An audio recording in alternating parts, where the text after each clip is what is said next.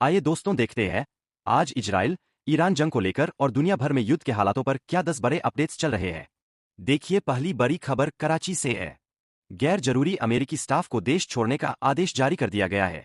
Iran समर्थकों ने यहां दूतावास पर हमला किया था और इस झड़प में आज 24 लोगों की मौत हो गई है। पाकिस्तान के कराची और लाहौर में अभी हिंसा का माहौल काफी ज्यादा भड़क गया है, क्योंकि अमेरिका ने अब इन दो पाकिस्तानी शहरों में अपने दूतावास में काम कर रहे गैर जरूरी कर्मचारियों और उनके परिवारों को भी पाकिस्तान छोड़ने के लिए कहा है। अमेरिका, इजराइल और ईरान की जंग का आज 5वां दिन है और ईरान में खामनेई की मौत के विरोध में पाकिस्तान में भी लगातार प्रदर्शन बढ़ता जा रहा है। इस बीच एक और बड़ी खबर सामने आई है कि 150 लड़कियों के अंतिम संस्कार के लिए एक साथ कब्र खोदी गई है। हाल ही में ईरान के एक गर्ल्स स्कूल पर हमला हुआ था और इस हमले में 150 छात्राओं की मौत हो गई थी। अब संयुक्त राष्ट्र के मानवाधिकार कार्यालय ने भी इस हमले की जांच कराने की मांग की है, क्योंकि अमेरिका का कहना है कि उसने किसी भी स्कूल को निशाना नहीं बनाया। अमेरिकी सेना का कहना है कि वह जानबूझकर किसी स्कूल को निशाना नहीं बनाती। वहीं इजराइल ने भी कहा है कि वह इस घटना की जांच कर रहा है। असल में चारों तरफ से मिसाइलें और बमबारी हो रही थी, इसलिए यह साफ नहीं हो पाया कि स्कूल पर किसकी मिसाइल गिरी और यह हमला किसने किया। फिलहाल मानवाधिकार आयोग इस मामले की जांच कर रहा है। उधर ईरान इजराइल जंग के बीच भारतीय विदेश मंत्रालय ने भी एक बड़ा कदम उठाया है। भारत सरकार ने एक स्पेशल कंट्रोल रूम बनाया है ताकि विदेशों में फंसे भारतीय नागरिकों की मदद की जा सके। जेद्दा से अहमदाबाद तक करीब 200 यात्रियों को लाया गया है। वहीं पिछले 4 दिनों में भारतीय एयरलाइंस की 1117 इंटरनेशनल फ्लाइट्स भी रद्द रही है। भारतीय विदेश मंत्रालय यानी मिनिस्ट्री ऑफ एक्सटर्नल अफेयर्स ने इस युद्ध के हालात को देखते हुए कई देशों के लिए हेल्पलाइन नंबर भी जारी किए हैं। इनमें Bahrain, Iran, Iraq, Israel, Jordan, Kuwait, Lebanon, Oman और कतर जैसे देशों के लिए अलग अलग हेल्पलाइन नंबर दिए गए हैं ताकि वहां मौजूद भारतीय नागरिक जरूरत पड़ने पर मदद ले सकें। विदेश मंत्रालय के प्रवक्ता रणधीर जायसवाल ने सोशल मीडिया पर पोस्ट करके इसकी जानकारी दी है। इस बीच एक और बड़ी खबर ईरान से आ रही है।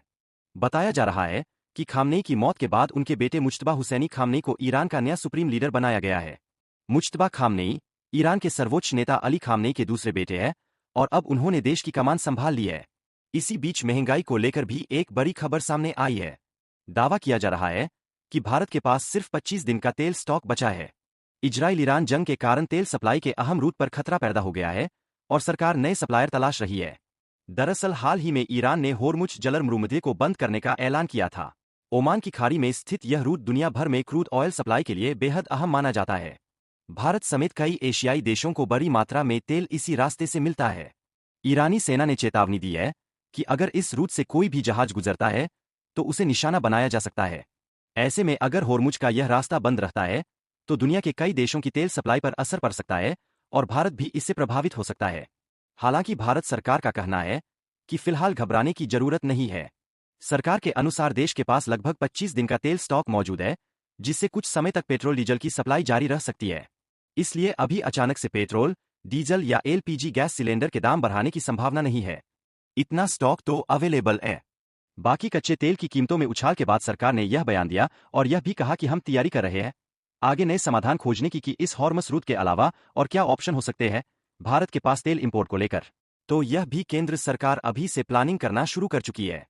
हालांकि ईरान इजराइल युद्ध का असर और भी कई तरीकों से देखने को मिलेगा, क्योंकि अगर पेट्रोल डीजल महंगा होता है तो जाहिर सी बात है दूसरे लॉजिस्टिक्स, ट्रांसपोर्टेशन, इंपोर्ट, एक्सपोर्ट सब कुछ महंगे होंगे। तेल महंगे होने के साथ ही तो ऑल ओवर भी महंगाई बढ़ेगी। इसके अलावा इजराइल ईरान युद्ध से बासमती चावल एक्सपोर्ट भी अटका। फाजिल्का से भेजा लाखों टन चावल अभी फंसा हुआ है। शिपिंग एजेंसियां $2000 प्रति कंटेनर मांग रही है। खाड़ी देशों में हो रही युद्ध के चलते इसका सीधा असर अब पंजाब के बासमती राइस एक्सपोर्टर्स पर भी पड़ रहा है। जो चावल एक्सपोर्ट करने वाले किसान भाई लोग हैं उनको भी अब काफी समस्याओं का सामना करना पड़ रहा है इस स्थितियों में। वहीं आज के मार्केट की स्थितियां देखिए आप। रुपया रिकॉर्ड निचले स्तर पर पहुंचा। पहली बार रुपए की वैल्यू 92.05 पर पहुंच गई है। इजराइल ईरान युद्ध और कच्चे तेल की बढ़ती कीमतों का असर रुपए के प्राइस पर सीधा सीधा दिख रहा है और रुपए में इतनी बड़ी गिरावट के बाद विदेशी सामान और महंगा होगा। हालांकि इन युद्ध के हालातों में वैसे तो सोना चांदी के भाव बढ़ते हैं, लेकिन अभी तो भारत और दुनिया भर में सोने चांदी के भाव में गिरावट देखने को मिली है। देखिए सोना आज भी 6149 रुपये सस्ता हुआ और अभी सोने का प्राइस 1,61,000 रुपये प्रति 10 ग्राम पर पहुंच गया है। पिछले 34 दिन में यानी महीने भर में लगभग सोना 14,000 रुपये तक गिर चुका है। चांदी की बात करें तो चांदी भी एक ही दिन में 23,000 रुपये तक सस्ती हुई और अभी चांदी का प्राइस वापस 2,66,000 रुपये प्रति किलो पहुंच चुका है। बाकी अलग अलग कैरेट के हिसाब से भी गोल्ड का प्राइस आप देख सकते हैं स्क्रीन पर। वहीं आज भारतीय शेयर बाजार में सेंसेक्स में भी भारी गिरावट देखने को मिली। सेंसेक्स करीब 1,400 अंक गिरकर 78,800 पर आया। दक्षिण